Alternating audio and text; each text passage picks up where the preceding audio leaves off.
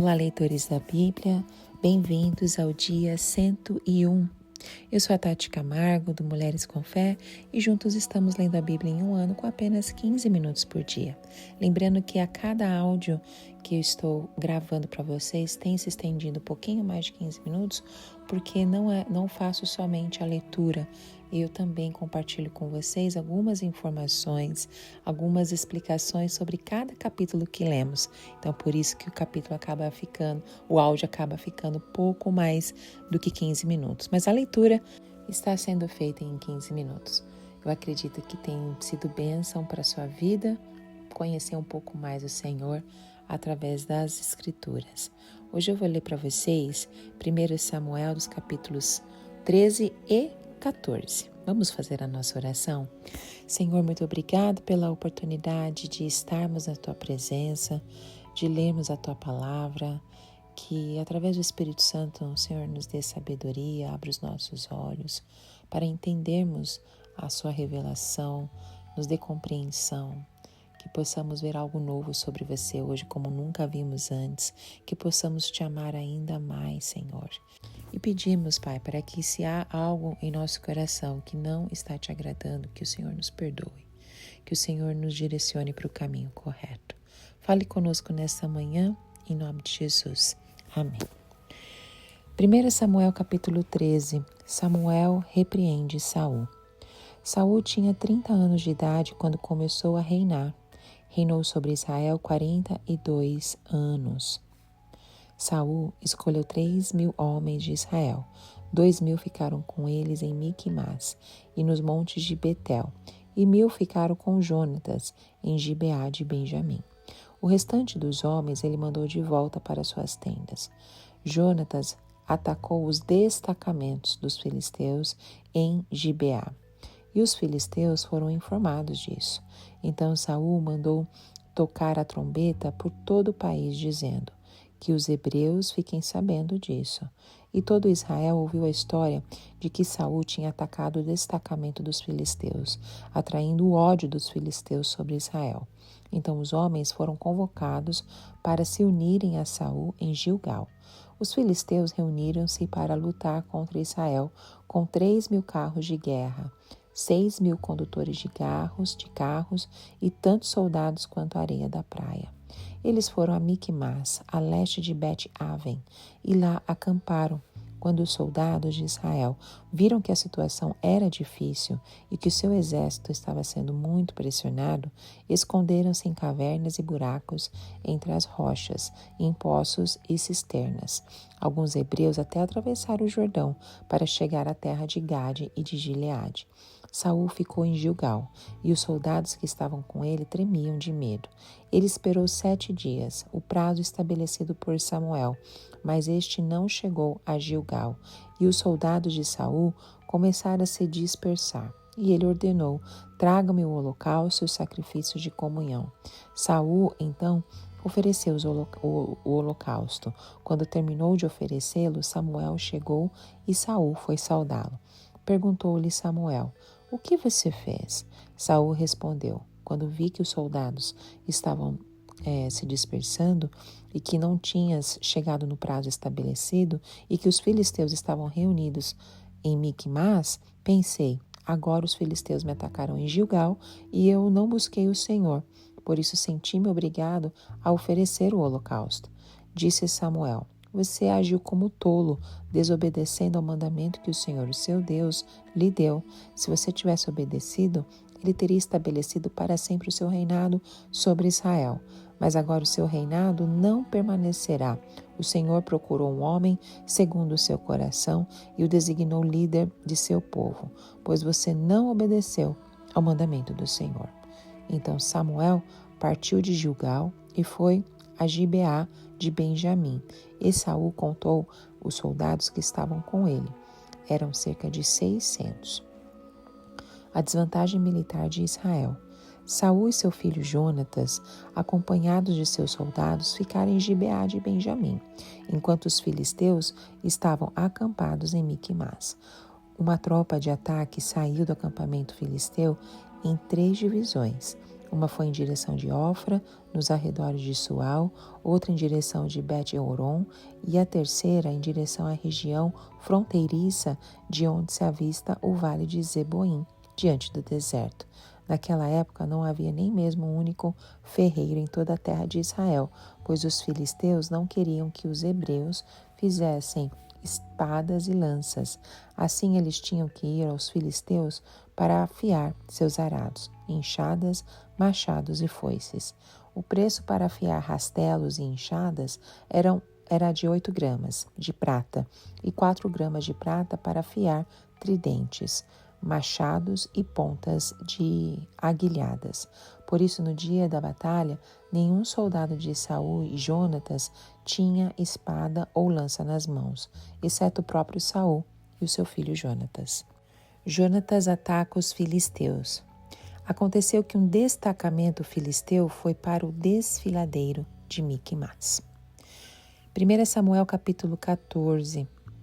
Certo dia, Jonatas, filho de Saul, disse ao seu jovem escudeiro: "Vamos ao destacamento filisteu do outro lado." Ele, porém, não contou isso ao seu pai. Saul estava sentado debaixo de uma romanceira na fronteira de Gibeá, em Migron. Com ele estava uns 600 soldados, entre os quais Aias, que levava o colete sacerdotal. Ele era filho de Aitube, irmão de Icabode, filho de Finéias e neto de Eli, o sacerdote do Senhor em Siló. Ninguém sabia que Jonatas havia saído.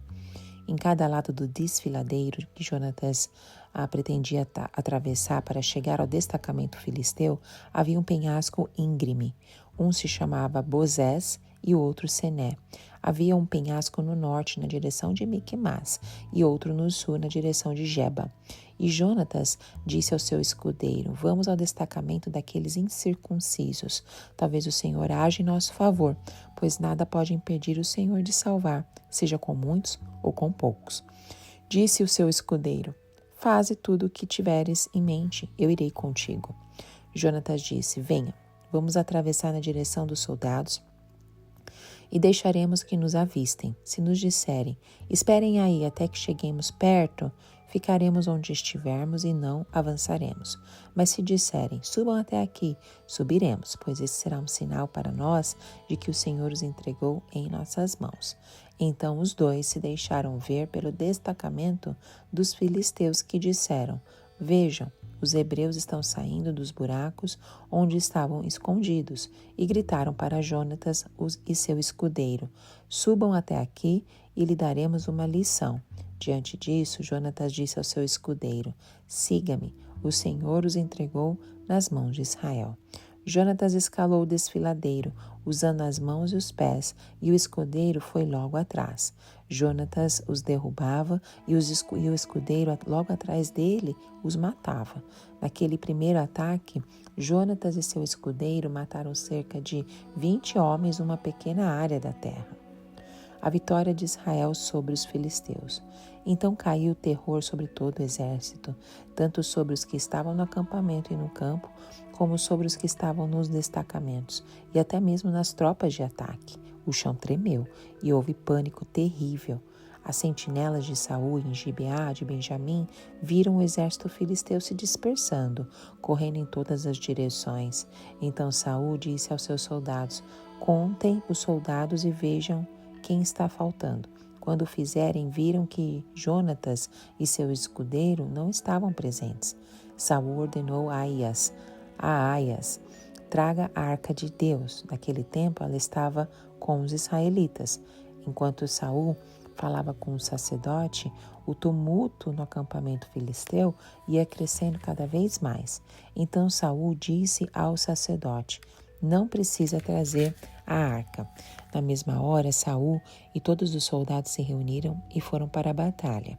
Enquanto os filisteus, em total confusão, ferindo uns aos outros com as suas espadas, alguns hebreus que antes estavam do lado dos filisteus e que com eles tinham ido ao acampamento filisteu, passaram para o lado dos israelitas, que estavam com Saul e Jonatas. Quando todos os israelitas que haviam se escondido nos montes de Efraim ouviram que os filisteus batiam em retirada, também entraram na batalha, perseguindo-os. Assim o Senhor concedeu vitória a Israel naquele dia, e a batalha se espalhou para além de Bet-Aven. O juramento impensado de Saul. Os homens de Israel estavam exaustos naquele dia, pois Saul lhes havia imposto um juramento dizendo: Maldita seja todo o que comer antes do anoitecer, antes que eu tenha me vingado de meus inimigos. Por isso, ninguém tinha comido nada. O exército inteiro entrou num bosque onde havia mel no chão. Eles viram mel escorrendo, contudo ninguém comeu, pois temiam o juramento. Jonatas, porém, não sabia do juramento que seu pai havia imposto ao exército, de modo que estendeu a ponta da vara que tinha na mão e a molhou no favo de mel. Quando comeu, seus olhos brilharam. Então um dos soldados lhe disse: Seu pai impôs ao exército um juramento severo, dizendo: Maldito seja todo que comer hoje, pois por isso os homens estão exaustos. Jonatas disse: Meu pai trouxe desgraça para nós. Veja como meus olhos brilham desde que provei um pouco deste mel. Como teria sido bem melhor se os homens tivessem comido hoje um pouco do que tomaram dos seus inimigos. A matança dos filisteus não teria sido ainda maior? Naquele dia, depois de derrotarem os filisteus, desde Miquimás até Aijalon, os israelitas estavam completamente exaustos. Eles então lançaram sobre os despojos e pegaram ovelhas, bois e bezerros e mataram-nos ali mesmo e comeram a carne com sangue. E alguém disse a Saul: Veja, os soldados estão pecando contra o Senhor, comendo carne com sangue. Ele disse: Se vocês forem fiéis, rolem uma grande pedra até aqui. Saiam entre os soldados e digam-lhes: Cada um traga para mim o seu boi ou a sua ovelha. Abatam-nos e comam a carne aqui. Não pequem contra o Senhor comendo carne com sangue. Assim cada um levou o seu boi naquela noite e ali o abateu. Então Saul edificou um altar para o Senhor. Foi a primeira vez que ele fez isso. Saul disse ainda: Desçamos atrás dos filisteus à noite. Vamos saqueá-los até o amanhecer e não deixemos vivos um só deles. Eles responderam: Faz o que achares melhor. O sacerdote, porém, disse: Consultemos aqui a Deus. Então Saul perguntou a Deus: Devo perseguir os filisteus? Tu os entregarás nas mãos de Israel? Mas naquele dia Deus não lhe respondeu. Disse então Saul: Venham cá, todos vocês que são líderes do exército, e descubramos que pecado foi cometido hoje. Juro pelo nome do Senhor, o libertador de Israel, mesmo que seja meu filho Jonatas, ele morrerá. Mas ninguém disse uma só palavra. A seguir disse Saul a todos os israelitas: Fiquem vocês de um lado e eu, meu filho Jonatas, ficaremos do outro. E eles responderam: Faz o que achares melhor. E Saul orou ao Senhor, ao Deus de Israel: Dá-me a resposta certa. A sorte caiu em Jonatas e Saul, e os soldados saíram livres. Saul disse: Lancem sortes em mim, entre mim e o meu filho Jonatas. E Jonatas foi indicado. Então Saul disse a Jonatas: Diga-me o que você fez. E Jonatas lhe contou: Eu provei um pouco do mel com a ponta da minha vara. Estou pronto para morrer. Saul disse: Que Deus me castigue com todo rigor, caso você não morra, Jonatas. Os soldados, porém, disseram a Saul: Será que Jonatas, que trouxe essa grande libertação para Israel, deve morrer? Nunca. Juramos pelo nome do Senhor, nem um só cabelo de sua cabeça cairá no chão, pois o que ele fez hoje foi com o auxílio de Deus. Então os homens resgataram Jonatas, e ele não foi morto. E Saul parou de perseguir os filisteus, e eles voltaram para sua própria terra. Quando Saul assumiu o seu reinado sobre Israel, lutou contra os seus inimigos em redor, moabitas, anomitas, edomitas e reis de Zobá e os filisteus. Para qualquer lado que fosse, infligia-lhes castigo. Lutou corajosamente e derrotou os amalequitas, libertando Israel das mãos daqueles que o saqueavam. A família de Saul. Os filhos de Saul foram Jonatas, Isvi e Malquissua. O nome de sua filha mais velha era Merabe e o da mais nova era Mical. Sua mulher chamava-se Ainoã e era filha de Aimás. O nome do comandante do exército de Saul era Abner, filho de Ner, tio de Saul. Quis, pai de Saul, e Ner, pai de Abner, eram filhos de Abiel. houve guerra acirrada contra os filisteus durante todo o reinado de Saul. Por isso, sempre que Saul conhecia um homem forte e corajoso, alistava-se ao seu exército. No capítulo 13, nós temos uma pergunta para refletirmos. Por que a obediência é mais valiosa que sacrifícios? Imagine um líder escolhido por Deus com a missão de guiar seu povo em tempos de guerra, mas que, sob a pressão do medo e das circunstâncias, toma uma decisão que compromete o seu futuro. Esse capítulo 13 nos apresenta um momento crítico no reinado de Saul, onde as suas escolhas revelam um coração impaciente e desobediente, contrastando com a fidelidade que Deus busca em seus servos. O capítulo começa com um cenário tenso. O exército de Israel é inferior em número e recursos, enquanto os filisteus, com carros de guerras e soldados, tantos como a areia da praia, prepararam um ataque devastador. Então, neste contexto, Saul enfrenta uma decisão que irá definir o seu reinado.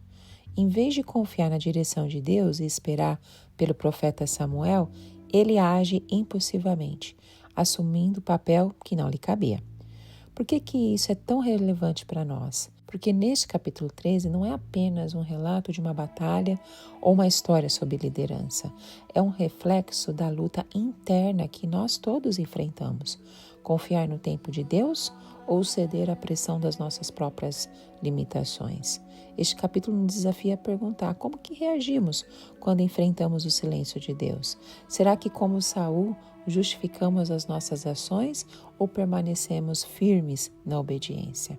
No capítulo 14, nós vamos conhecer Jonatas, o filho de Saul, e a coragem que ele teve.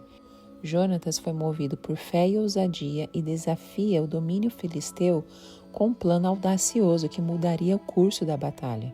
Imagine 2 homens enfrentando um exército inteiro, sem garantias de sucesso, confiando apenas em uma verdade: nada pode impedir o Senhor de salvar, seja com muitos ou com poucos. É isso que Jonatas fala no versículo 6. Então, neste capítulo, encontramos lições valiosas sobre liderança, fé em ação e os perigos da impulsividade. Enquanto Jonatas avança com confiança em Deus, Saul, seu pai, demonstra decisões impulsivas que comprometem seu reinado. A narrativa nos desafia a refletir sobre como reagimos em momentos de pressão e qual é o papel da fé em nossas escolhas diárias. Esse capítulo nos traz tantas lições, eu vou tentar resumir o máximo que eu conseguir aqui. Mas, por exemplo, o papel do escudeiro na missão. O escudeiro de Jonatas demonstra lealdade e coragem ao dizer: faze tudo o que tiveres em mente e eu irei contigo. Essa resposta é um exemplo poderoso de apoio incondicional. Ele não questionou o plano de Jonatas, nem hesitou diante do perigo, mas ele escolheu confiar e apoiar o seu líder. Esse escudeiro nos ensina a importância do apoio nas batalhas da vida. Ninguém é chamado para enfrentar desafios sozinhos. Assim como Moisés contou com o apoio de Arão e Hur para vencer a batalha contra os amalequitas, nós também precisamos das pessoas ao nosso lado para fortalecer nossas mãos quando estamos fracos. Vimos também que Deus age em meio à nossa iniciativa. A atitude de Jonatas demonstra que a fé não é passiva. Ele disse: se nos disserem, esperem aí até que cheguemos perto, ficaremos onde estivermos e não avançaremos.